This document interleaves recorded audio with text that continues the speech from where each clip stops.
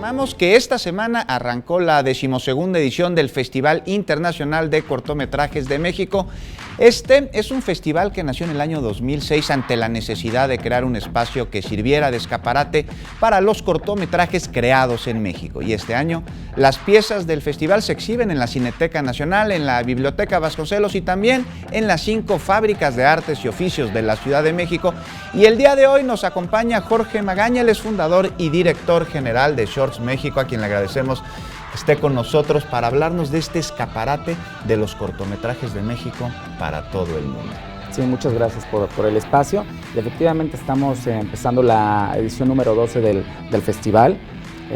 Es exclusivo de cortometrajes, donde la gente va a poder ver más de 300 cortos de todo el mundo, de 45 países. Vamos a estar en las 16 delegaciones, en 22 sedes, así que no va a haber pretexto para la gente.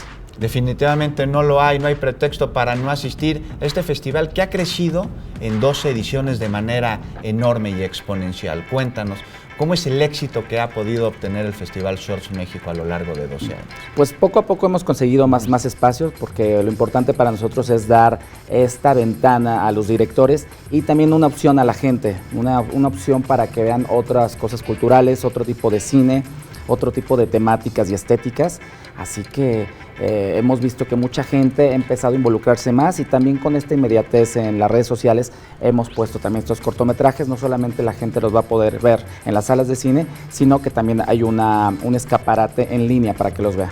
Porque te quiero preguntar, hablas de la inmediatez de las redes sociales.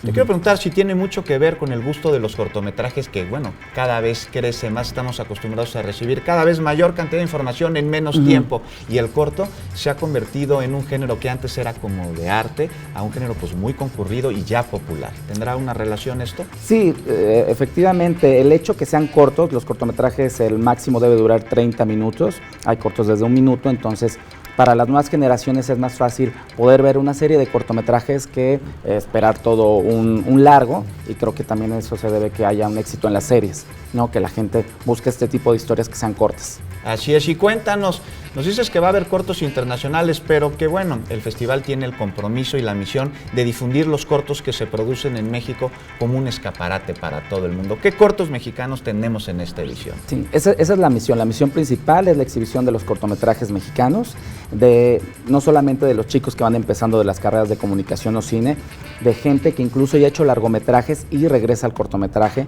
porque el corto no solamente es un ejercicio escolar, sino también es una manera de experimentar, una manera de seguir vigente, una manera de contar cosas que no se pueden contar en el largometraje. Y muy poca gente sabe hacer cortometrajes, porque en un largo uno tiene como ese tiempo para desarrollar las historias, los ambientes, los personajes, y el tener la capacidad de síntesis visual, muy poca gente lo logra. Así es, entonces vamos a poder ver varios cortometrajes mexicanos.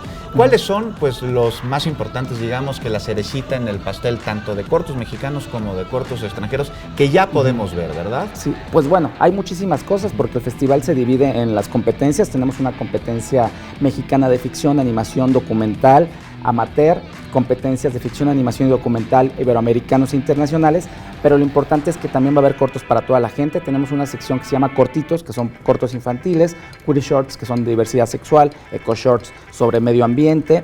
El día de hoy vamos a tener un homenaje a Vanessa Bauche, que se llama Homenaje en Corto, una gran actriz. Cada año hacemos un homenaje con puros cortos, y los invitamos a todos a la Cineteca Nacional, si me permiten hacer esta invitación. Es entrada libre a las 8 de la noche.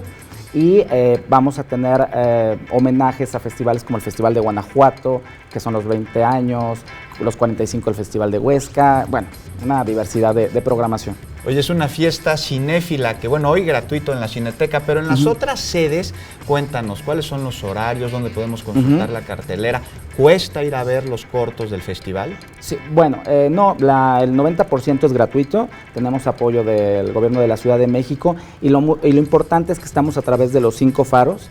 Creo que es muy importante que no se concentre en un solo lugar los cortometrajes, sino que toda la gente de la Ciudad de México los pueda ver. Vamos a estar en los 5 faros, en sus centros culturales, como les decía, en las 16 delegaciones en 22 sedes.